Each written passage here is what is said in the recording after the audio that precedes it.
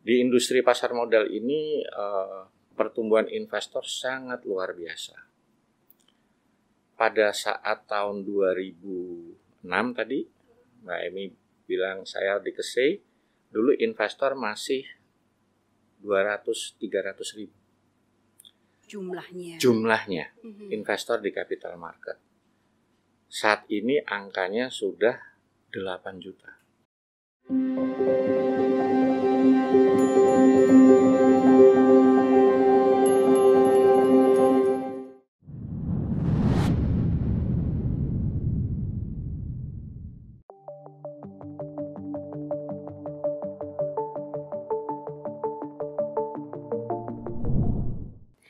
Jalan-jalan lewat Gandaria, senang hati lihat ibu kota.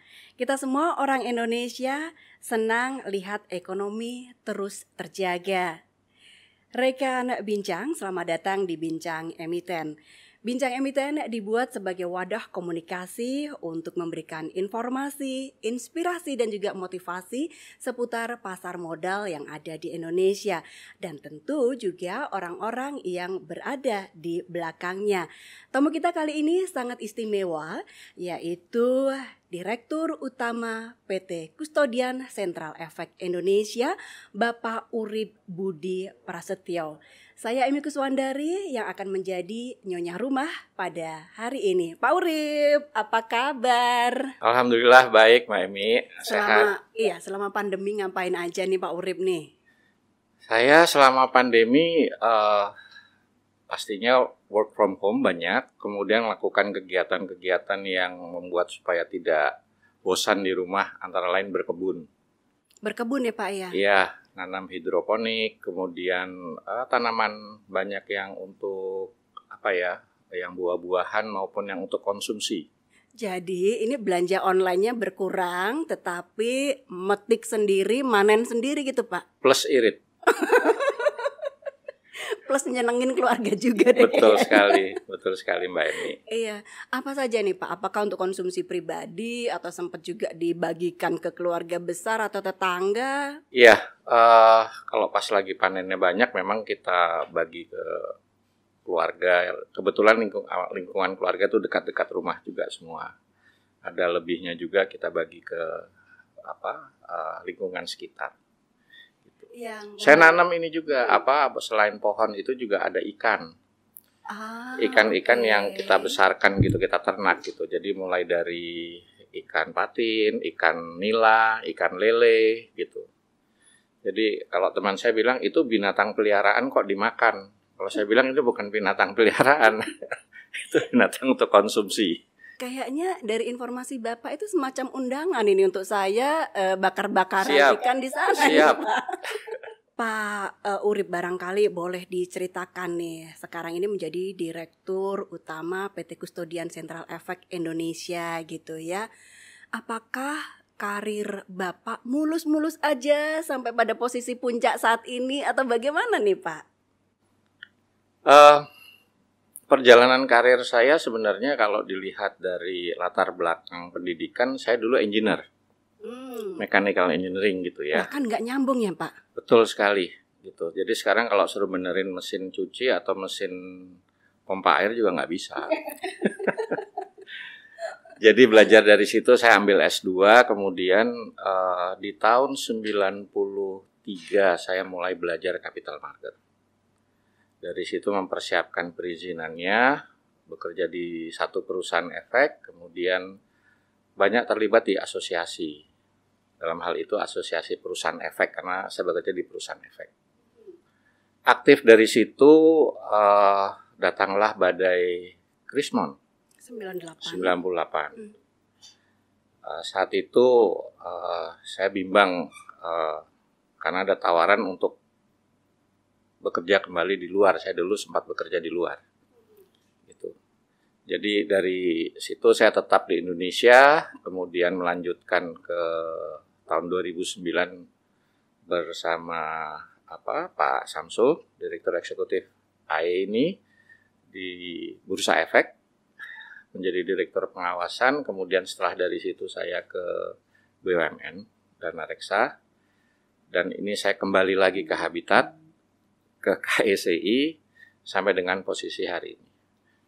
Pak, kalau dilihat ya, sekian belas tahun sekolah di luar negeri, kerja di sana, bayarannya dolar. Kenapa sih Pak mau balik ke Indonesia, Pak? Itu pertanyaan yang waktu saya selesai dari bursa juga. Nah, ingin mengabdi. Ibu Pertiwi. Jadi memang suka atau tidak keluarga masih ada banyak di sini semua, kemudian ingin mengkontribusikan apa yang saya sudah pelajari itu di Indonesia. Tapi ya waktu itu masih sebagai engineer gitu. Tapi balik lagi ke tempat pasar modal ini, keuangan, karena memang sudah jalannya Allah gitu ya. Kita kadang nggak pernah tahu apa yang akan terjadi besok ya. Waktu itu dapat tugas untuk mempelajari capital market. Jadi sudah hampir 30 tahun ini saya di sini. iya, pernah di KSEI, kemudian pernah di Bursa Efek, kemudian balik lagi sebelum ke KSEI pernah ke Dana Reksa ya Pak ya. Apakah ada momen-momen yang kayaknya ngena banget gitu loh Pak dalam perjalanan karir Bapak, apalagi ketemu juga dengan beberapa krisis yang ada di Indonesia ya?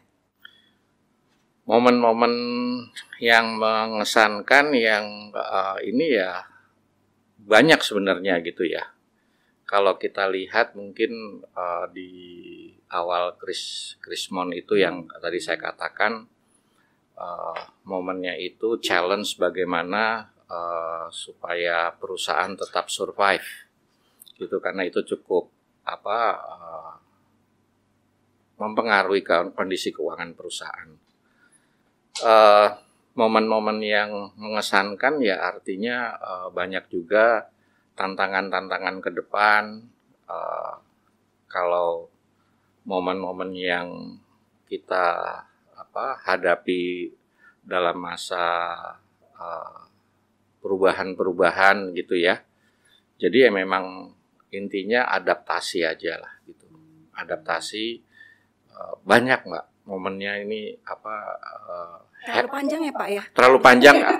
Happy, ada yang sad, ada yang macam-macam lah. Kayaknya perlu ditulis untuk jadi buku ya Pak ya.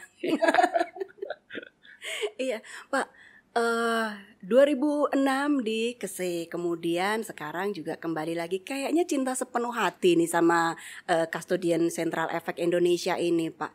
Boleh diceritakan, barangkali banyak juga bincang emiten kita ini yang belum paham benar KSEI ini apa dan ngapain sih? Ya,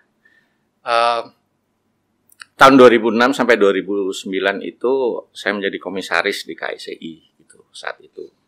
Ini kalau kembali saat ini menjadi direksi gitu ya. Fungsi KSEI sendiri seperti yang ada dalam Undang-Undang Pasar Modal itu sebagai lembaga penyimpanan dan penyelesaian untuk pasar modal Indonesia.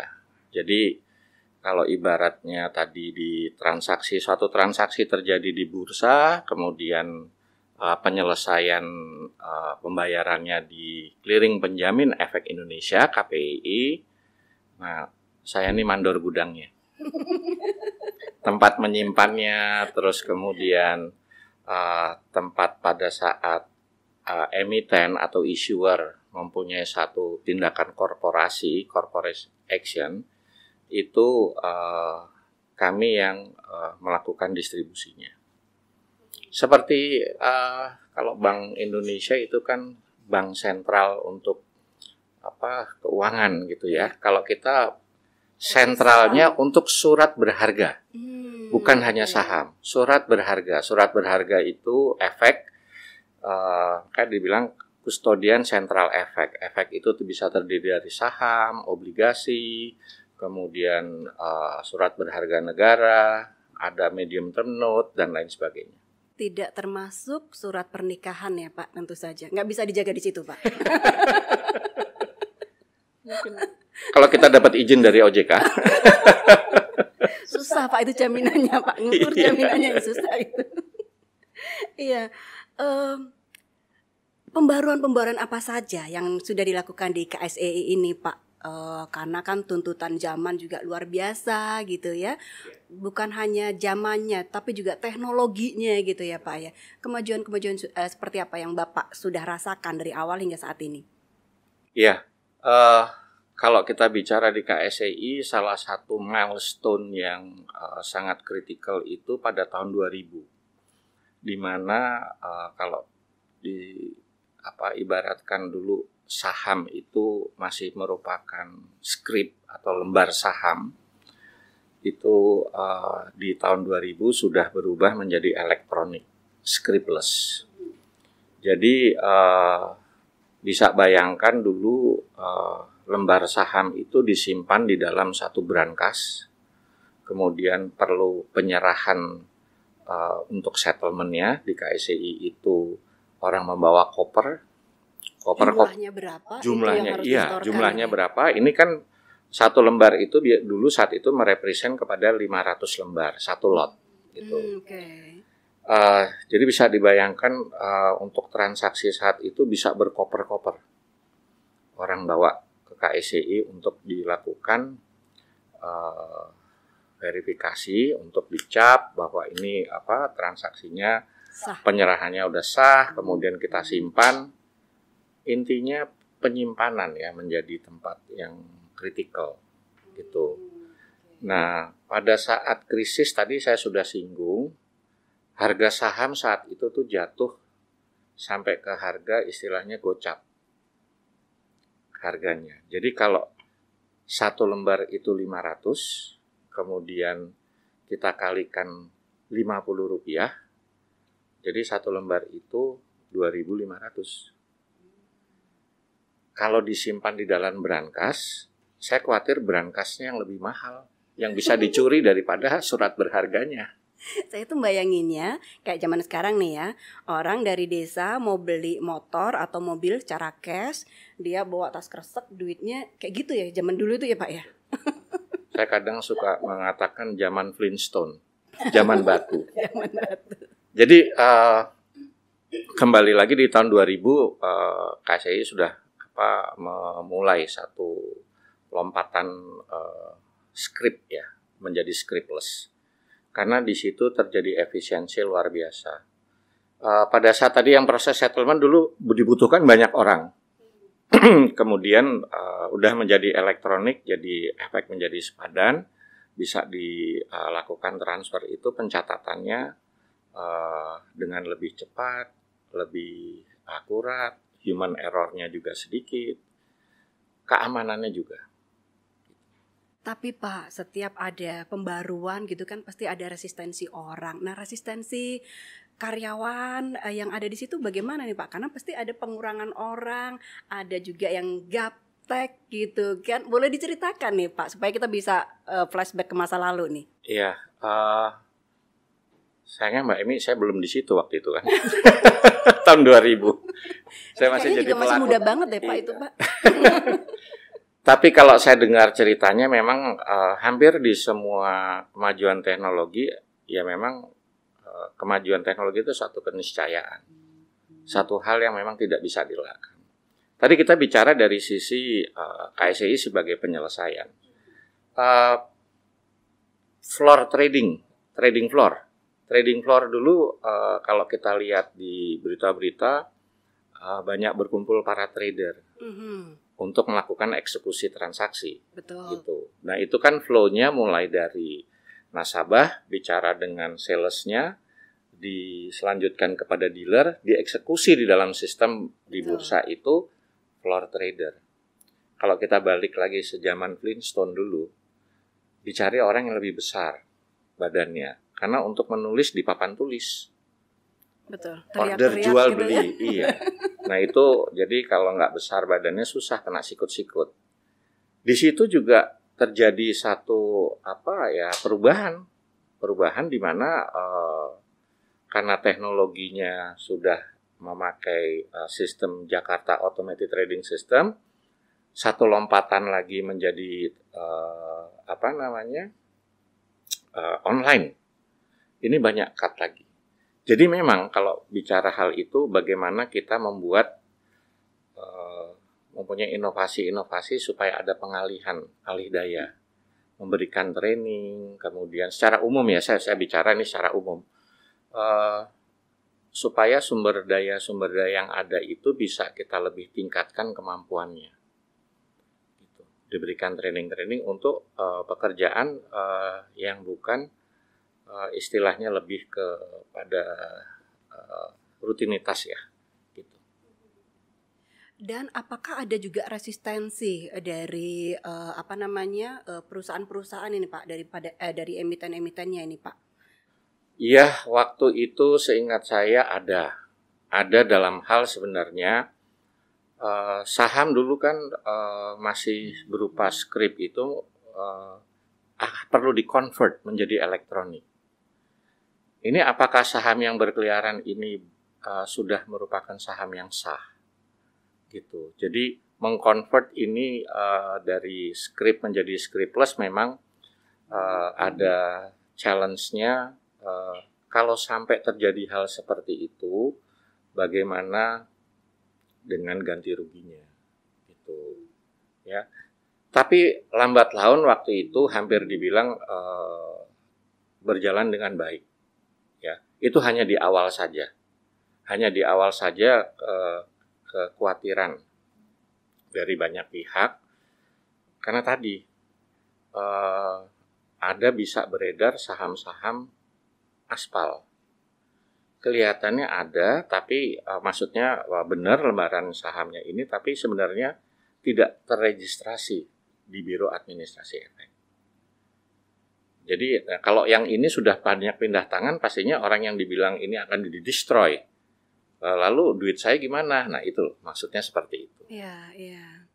Tapi sejauh ini sudah jauh lebih baik dan jauh lebih aman ya Pak ya? Itu cerita 20 tahun lalu dan alhamdulillah saat itu kekhawatiran itu boleh dibilang tidak muncul ya. Ini hanya orang pada kekhawatiran pada saat satu perubahan itu berpikir dari banyak sisi, tapi pas dilaksanakan ya alhamdulillah kekhawatiran itu tidak terjadi. Iya, Pak Urip, dengan digitalisasi yang sudah berjalan dari tahun 2000 hingga saat ini gitu ya, sebetulnya apa sih benefit yang didapat oleh para emiten, oleh para investor gitu ya? Karena sekarang kalau mau RUPS gitu ya, kayaknya enak banget deh, nggak perlu ribet-ribet amat gitu ya. Mungkin bisa diceritakan nih Pak, keuntungan untuk kita semua ini. Jadi proyek atau rencana strategis untuk mendigitalkan rapat umum pemegang saham atau IRUPS itu melalui sistem IC ke C itu sudah dimulai dari tahun 2018 gitu. Jadi kita berpikir bahwa Kepulauan Indonesia luas, investornya itu bukan hanya di Indonesia, ada di luar negeri juga. Banyak RUPS itu dilakukan di kota Jakarta. Gitu. Biayanya mahal. Yes, udah pasti itu. Efisiensi. Gitu. Saya pernah dengar ada yang bicara kalau pemegang saham satu emiten itu 200.000. Mau RUPS di mana? GBK hanya bisa nampung 100.000. Konser juga kalah nih Pak. Konser juga kalah. Gitu. Jadi waktu itu pemikirannya lebih kepada efisiensi dari sisi emiten. Ya. Kemudian juga bisa prosesnya lebih cepat. Karena untuk mengikuti RUPS itu banyak sekali dokumentasi yang harus disiapkan. Gitu. Untuk eligible untuk menjadi saya sebagai pemilik, saya bisa hadir dalam RUPS gitu. Proyek ini sudah dikerjakan sejak 2018. Syukur alhamdulillah di tahun 2020 ini ya mohon maaf saya bukan bersyukur karena pandemi, jadi dipercepat dari sisi peraturannya waktu itu. Ini kan banyak melibatkan lembaga-lembaga negara untuk tadi ya termasuk undang-undang PT ya dari peraturan OJK juga, sampai ke peraturan pemerintah. Jadi percepatan itu ditambah dengan adanya kemudahan dalam investor itu ikut dalam RUPS, adanya smartphone. Komunikasi itu sudah menjadi lebih mudah. Ya. Di tahun 2020 itu KSEI sudah bisa mulai untuk IRUPS ini, rapat umum pemegang saham ini.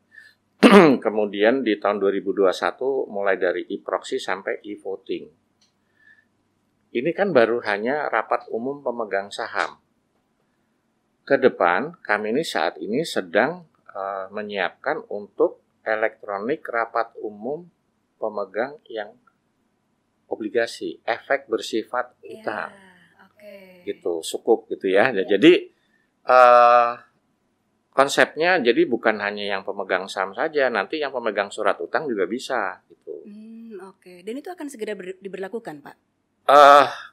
Sabar, Pak. Kami masih membangun sistemnya. Setelah IRUPS, bukan IRUPS, rapat umum pemegang EBUS ini dilanjutkan lagi dengan rapat umum pemegang unit penyertaan untuk reksadana. Jadi kami masih punya 2 PR nih. PR besar. PR besar untuk industri, di mana orang yang memiliki saham, orang yang memiliki surat utang, atau orang yang memiliki reksadana, pada saat issuernya mengadakan satu corporate action untuk lakukan rapat, sudah bisa melakukan secara elektronik. Gitu. Alhamdulillah dari beberapa sistem utama kami, ini bisa saya jelaskan juga di sini. Kami punya 2 sistem utama. Satu untuk saham itu dengan CBES. Kalau untuk reksadana itu dengan S-Invest. Ya. Bahkan ada negara-negara di Asia Tenggara itu datang ke Indonesia untuk belajar, nyontek ke kita. Kita boleh bangga gitu ya. Negara mana, Pak? Boleh disebutin dong, Pak. Kemarin itu yang datang dari kita Vietnam. Gitu. Jadi mereka juga belajar dari kita. Mereka sudah ada di sana, tapi mereka tidak mempunyai sistem ini yang membuat tadi satu bisnis proses ini menjadi lebih efisien. Gitu. Mereka bingung nih bagaimana kita menerapkannya, mulai dari nol sampai berjalannya implementasi itu. Pak, saya jadi bertanya-tanya nih, jangan-jangan orang-orang di KSEI ini cenayang-cenayang ya Pak ya? Karena di 2018 sudah bisa melihat vision jauh ke depan bahwa digitalisasi ini sangat diperlukan, dan ini sekarang kayak blessing in disguise ya. Ketika pandemi dan kita semua tidak bisa kontak langsung, ternyata ini menjadi luar biasa, bisa dimanfaatkan oleh para emiten ya Pak ya? Iya. Jadi Bapak mbahnya cenayang? Mungkin karena pas nanyanya Jumat Kliwon kali. Jadi sebenarnya kan kita melihat juga adanya digital transformation ya di dalam industri ini.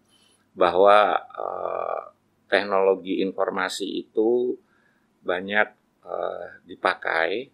Bagaimana itu menjadi digital transformation yang membuat pihak dalam hal ini misalnya tadi untuk pelaksanaan RUPS, untuk kami banyak sekali, saya bisa duduk di sini sampai besok subuh nih. Kalau mau bicara mengenai apa yang sudah kita lakukan, intinya banyak kegiatan ini yang kita coba lakukan secara elektronik.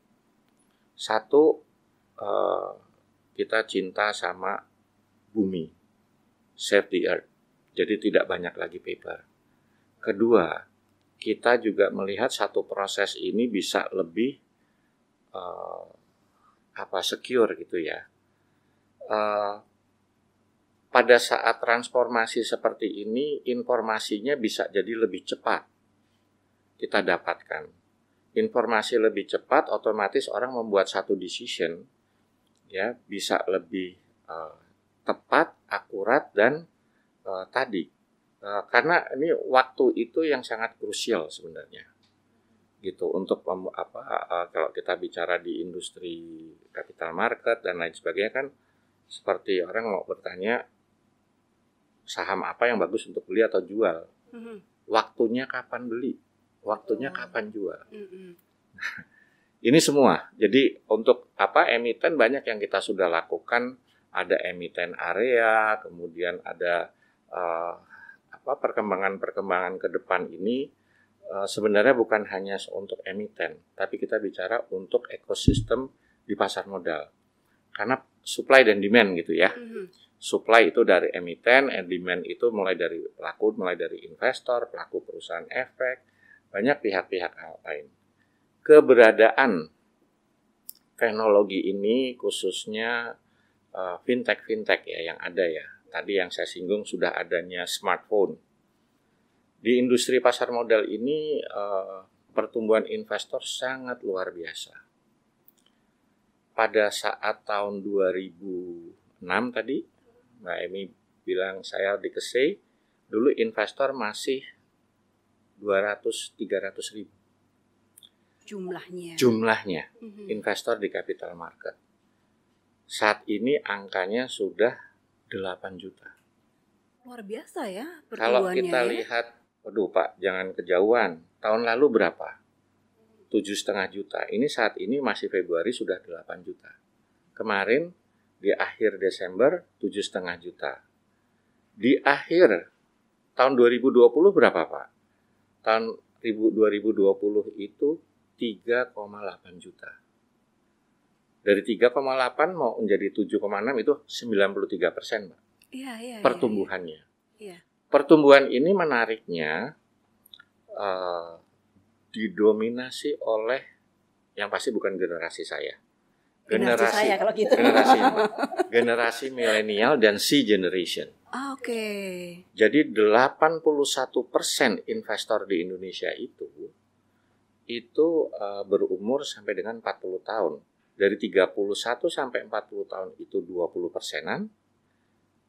Kalau dari di bawah umur 30 itu generasi Z itu 60%. Bisa bayangkan dari 8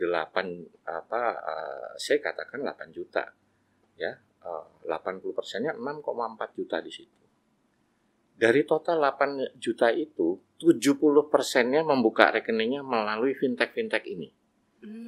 Jadi tadi kalau bahasa ininya mestakung, semesta mendukung, betul. Jadi tadi ini dari sisi demand kan, dari sisi supply kita perbaiki tadi gitu.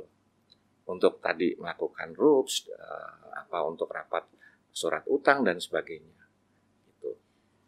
Anak-anak muda ini Pak, biasanya kalau mau bertransaksi apapun, nggak mau nih datang ke lokasi gitu ya Pak ya. Nah, apa nih yang saya tangkap bahwa kita harus memudahkan nih anak-anak muda untuk bisa membuka akun, bertransaksi. Kemudian apa yang ditawarkan Pak pada waktu itu? Iya, karena kalau kita masuk ke satu ini kan ditanya user ID. Iya. Berikutnya password. Passwordnya anak muda tuh tahu nggak apa Mbak? Apa Pak? Cepat. Semua serba cepat. Instant gitu. Betul. Jadi memang kita bangun hal itu juga. Dahulu orang membuka rekening, jangan bayangkan di kota besar Jakarta. Investor saudara kita yang di Papua bagaimana? Ada cabang-cabang perusahaan efek di sana. Bagaimana cara membukanya? Orang ketemu, isi formulir, terus formulirnya dikirim ke kantor pusat, diproses, bisa 2 bulan, 3 bulan. Saat ini itu sudah kita bangun juga. Mulai dari cara simplifikasi untuk pembukaan rekening. Caranya? Jadi bisa secara online. Kita gandeng perusahaan efek, kita gandeng bank. RDN, Bank Rekening Dana Nasabah. Karena untuk membuka rekening untuk bertransaksi dibutuhkan perusahaan efek dan bank. Nah ini secara online semua sudah. Sekarang hanya butuh 30 menit. Di semua tempat. Tadi jadi kita rangkul mereka karena kan setiap investor dibuatkan single investor identification-nya, SID-nya itu ada di KSEI. Kami mengeluarkan unique number, ini mau invest ke saham, mau invest surat berharga lainnya pakai nomor ini. Gitu. Zaman saya kayaknya belum ada deh Pak itu Pak. Kembali kalau dibilang faktor eksternal apa yang mendukung adanya iktp. Betul. Kalau belum ada iktp saya yakin akan sulit juga. Berarti sekarang tinggal foto gitu saja sudah bisa buka rekening atau gimana ini penyederhanaannya Pak? Ada beberapa tempat yang sudah bisa pakai fingerprint dan pakai face recognition. Iya, biometriknya udah sampai ke sana. Gitu. Ini tadi proses untuk pembukaan rekening itu kita simplifikasi, kita menjadi adminnya supaya tadi percepatan pertumbuhan investor itu dengan data yang lebih pas. Jadi kalau datanya ini juga quote unquote nggak pas, kotor, karena tadi gitu kan sekarang orang punya KTP 2 atau 3 udah susah. Udah tidak bisa. Tidak bisa, gitu. Hanya satu. Nah ini pembersihan data-data ini juga memang didukung juga oleh tadi dengan Dukcapil dalam hal ini ya. Jadi kemudahan transaksi di situ ditambah tadi dari perusahaan efek kan juga banyak menyiapkan rekomendasi untuk transaksi.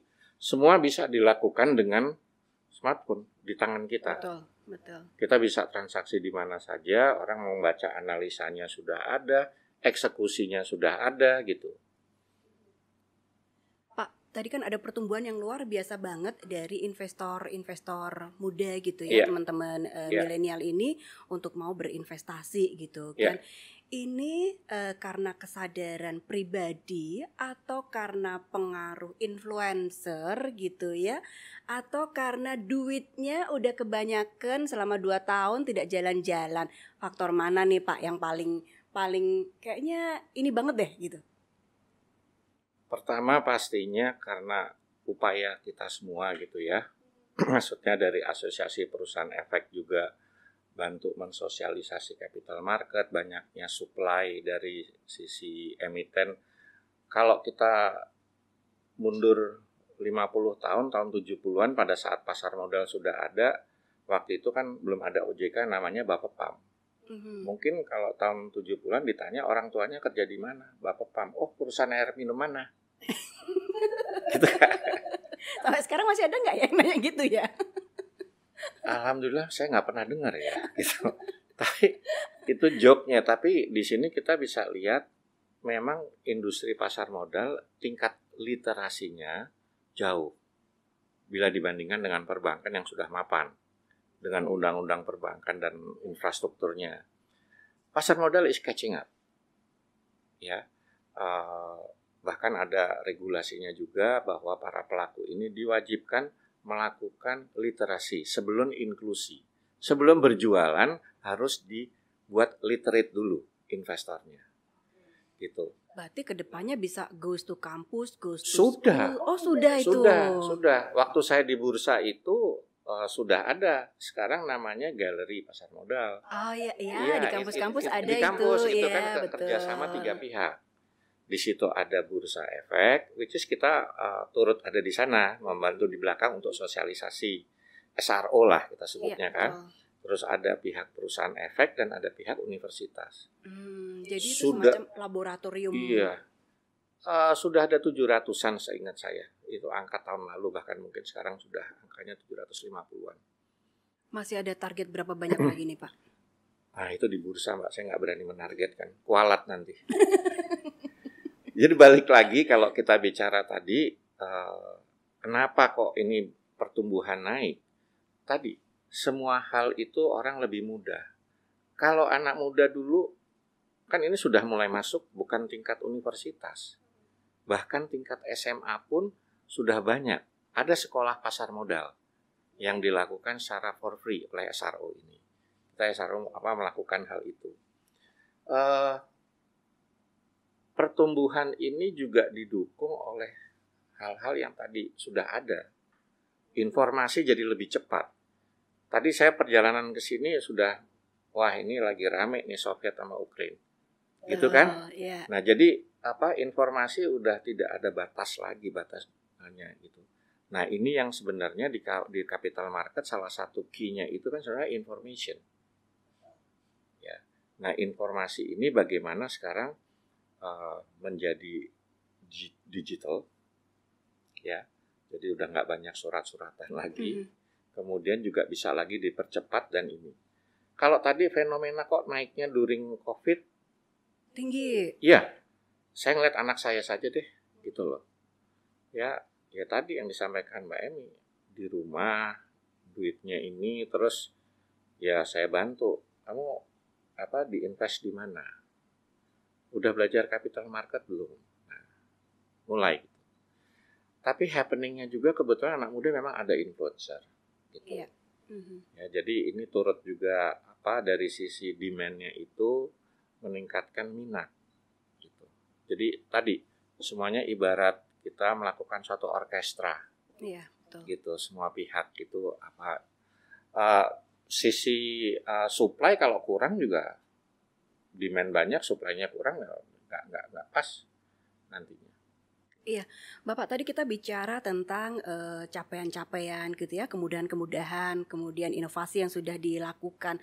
Tapi tentu saja ada handicap yang perlu terus diwaspadai, terutama di era digital ini kan juga sangat rawan juga gitu ya. Nah, ini apa saja yang terus diupayakan oleh KSE dan juga stakeholder lain untuk tadi katanya menciptakan environment yang kondusif gitu ya? Ya. Ya, kalau kita lihat bagaimana dengan adanya pandemi ini membuat kita harus berpikir ulang the way we work, ya, the way we do things. Kita banyak melihat kalau tadi bicara mengenai security misalnya, kan ramai orang membahas cybercrime, gitu. Betul. Nah, kebocoran informasi. Alhamdulillah sistem kami ini kami juga mempunyai konsultan-konsultan ya yang memberikan advice di mana kami mempunyai layering. Kami mempunyai juga satu backup gitu. Jadi memang hal ini satu hal yang memang kita tidak berharap tapi kita mengantisipasi apabila hal itu terjadi harus ada tadi pagar-pagarnya gitu.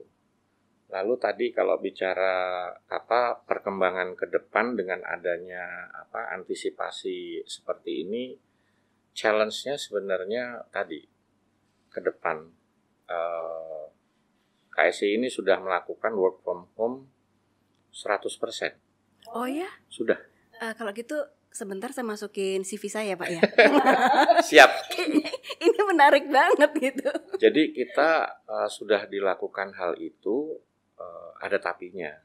Ada beberapa pihak itu yang harus datang karena tadi masih diperlukan tanda tangan basah. Betul. Gitu. Untuk ini isu dengan legal.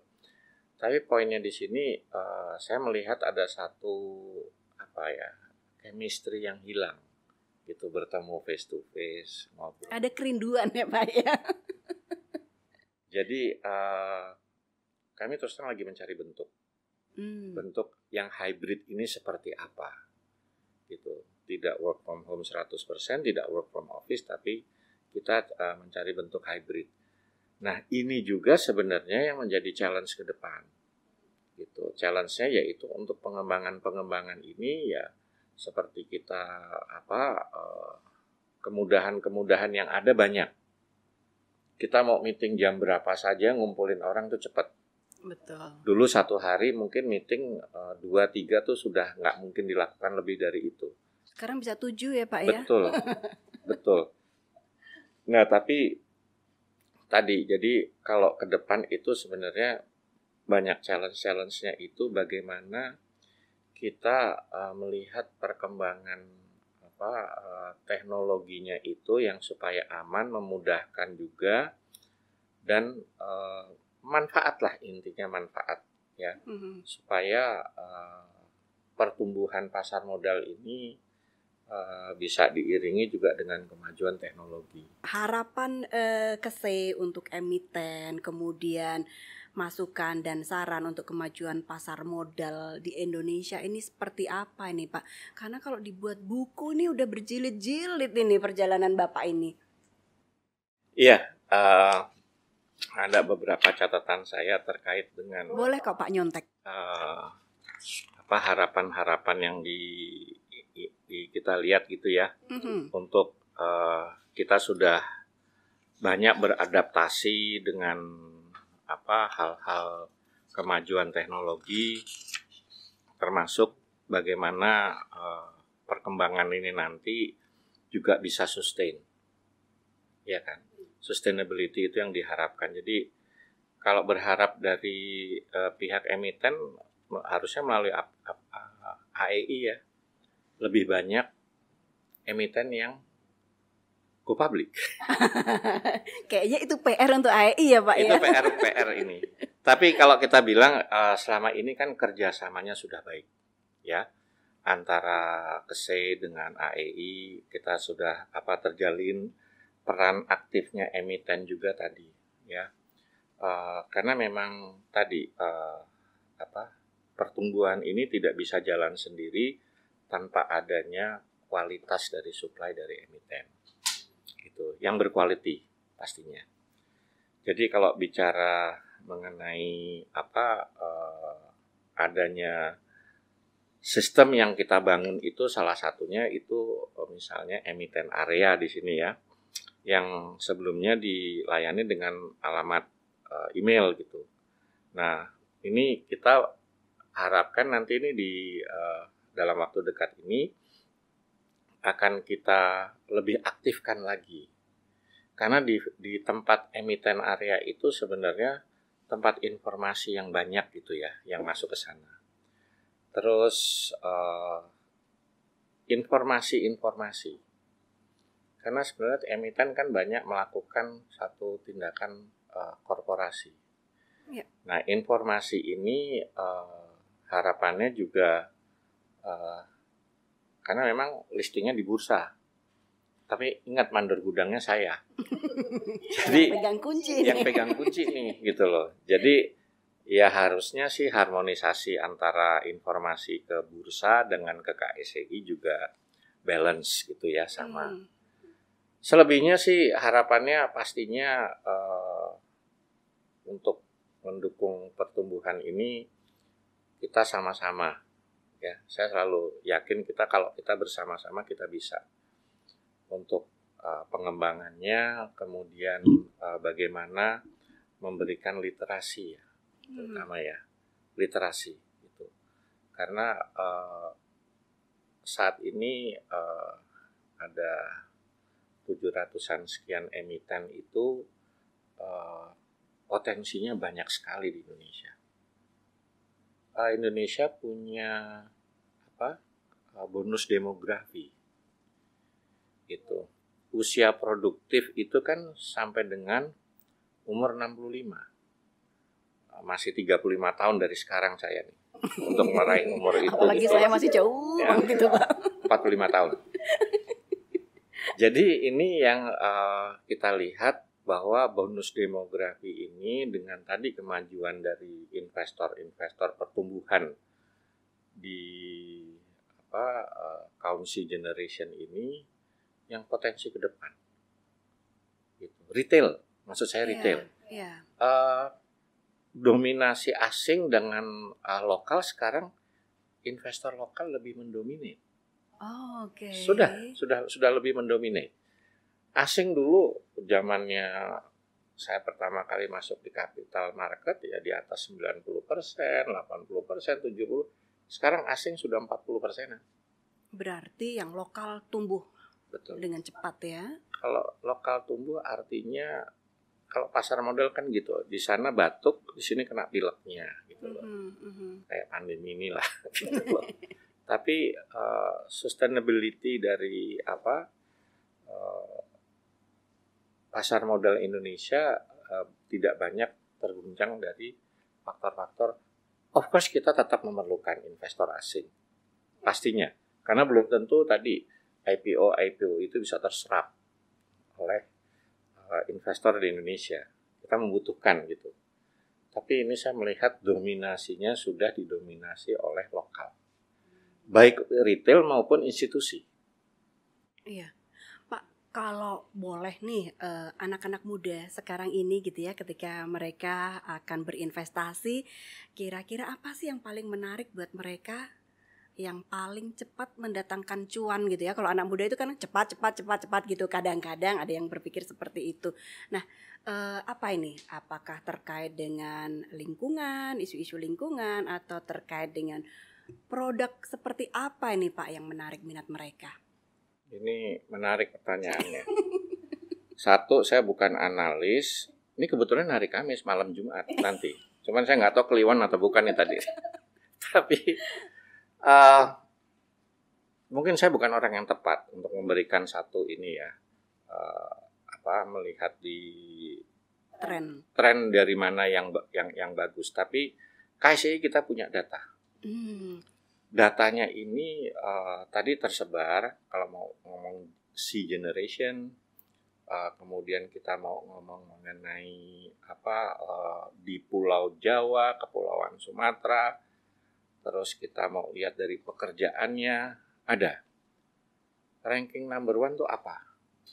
Sudah tersedia semua di situ. Ada datanya. Ya? Kami lagi mulai kembangkan ini untuk tadi. Finance nomor 1. Keuangan. Oke. Jadi amazingly juga, mungkin karena banyaknya bank dan lain sebagainya gitu ya. Kami bicaranya sektor ya, jadi sektor keuangan yang ranking number 1-nya. Kemudian ada sektor disusul sektor-sektor yang lain. Gitu. Oke. Ya. Ada consumer, cyclical sama non cyclical, ada infrastruktur dan sebagainya. Tetapi kembali kalau melihat, ini pendapat pribadi, disclaimer. Teknologi merupakan satu hal yang paling krusial lah nanti ke depan, gitu ya.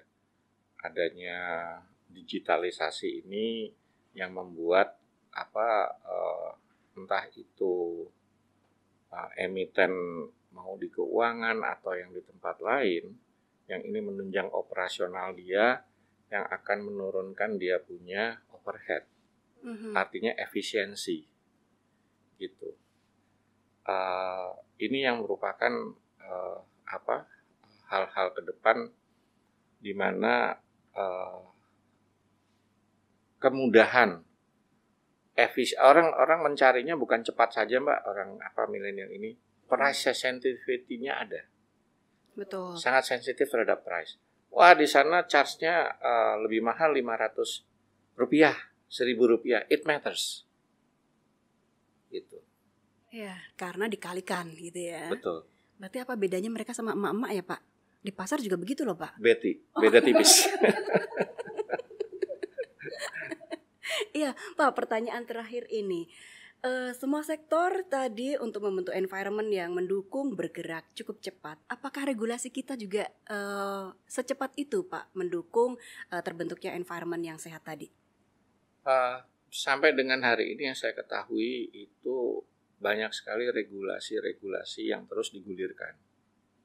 Regulasi lama yang perlu dilakukan amendment, penyesuaian yang diperbaharui. Atau hal-hal yang baru. Memang tapi satu regulasi itu ternyata seperti tadi saya sampaikan, pada saat kita buat IRUPS gitu ya, itu bukan hanya ada di OJK saja, kita harus bicara dengan kementerian yang teknologi informasi gitu ya. Jadi kita harus bicara sama legal juga. Kalau orang datang, IRUPS itu kan fisik. Nah kalau datang malah ini, apa yakin pada saat dia vote orangnya? Itu diskusinya panjang di belakang. Betul. Tadi yang kita bisa sampai subuh nih bicara. Tapi buktinya apa gitu. Iya. Tapi tadi saya melihat bahwa koordinasi pasar modal, Kementerian Keuangan, Bank Indonesia. Saya belum nyinggung Bank Indonesia loh. Tadi ditanya prestasi apa ke C. Kami mendapat award dari luar sebagai the best CSD di Southeast Asia. Okay. CSD itu nama generik buat KSCI. Kalau di Central Security Depository. 4 kali kita. Wow. Ya. Syukur alhamdulillah juga kami di KSCI sudah terhubung dengan BI. Ini tadi yang berkaitan dengan bahwa koordinasi karena BI pasti akan dilibatkan orang banyak investor asing sekeluarga falas gitu. Betul. Nah, kami dapat predikat yang terbaik juga dari BI juga, alhamdulillah. Sebagai tadi ada kriterianya tepat waktu dan lain sebagainya. Ini yang merupakan satu setting standar buat kami gitu loh. Ya. Nah, jangan sampai nanti tahun depan turun. Bagaimana naik? Nah, ini yang menjaganya itu yang nggak mudah ya. Menjaganya nggak mudah. Tapi tadi artinya kalau balik tadi saya melihat saat ini koordinasinya bagus. Mungkin bisa lebih ditingkatkan. Tadi bahasa anak mudanya bisa lebih cepat nggak? Passwordnya tadi. Karena tadi kita nggak bisa sendiri. Kita nggak bisa sendiri untuk di industri capital market. Pasti banyak terkait dengan kelembagaan lainnya. Gitu. Oke, standar sudah ditentukan dengan penghargaan yang bukan nasional saja, tetapi udah Southeast gitu ya Pak ya. Nah, barangkali Bapak punya pesan-pesan nih untuk rekan bincang emiten gitu ya. Kira-kira apa sih yang harus mereka lakukan ini Pak? Supaya bisa berinvestasi aman, mendapatkan informasi yang paling utama. Iya, tadi sudah disampaikan. Kami selain berharap tadi kurang lebih fasilitas yang udah ada ini mohon untuk ditingkatkan, gitu. Karena yang untuk IROPS ini ternyata juga karena baru mulai gitu ya. Utilisasinya masih jauh dari yang sudah kita siapkan. Oh, oke. Ya, banyak kan orang udah kasih. Ya, memang banyak pemegang saham ada yang memberikan proksi kuasa untuk orang pihak lain yang hadir. Tapi yang retail pun juga sudah mulai bertumbuh ini pemakaiannya. Mungkin saya ada note-nya di sini ya. Kira-kira seperti apa kalau kita lihat. Emiten di pasar modal tuh per Januari tuh ada 771. Oke. 771, Desember masih 766. Yang melaksanakan RUPS diisi itu sudah dari 771 737. Oke. Kenapa nggak semua ya? Mungkin mereka baru aja listing, belum waktunya RUPS. Belum waktunya. Ya. Jumlah RUPS-nya itu saat ini sudah 2.347 kali per Januari. Oke.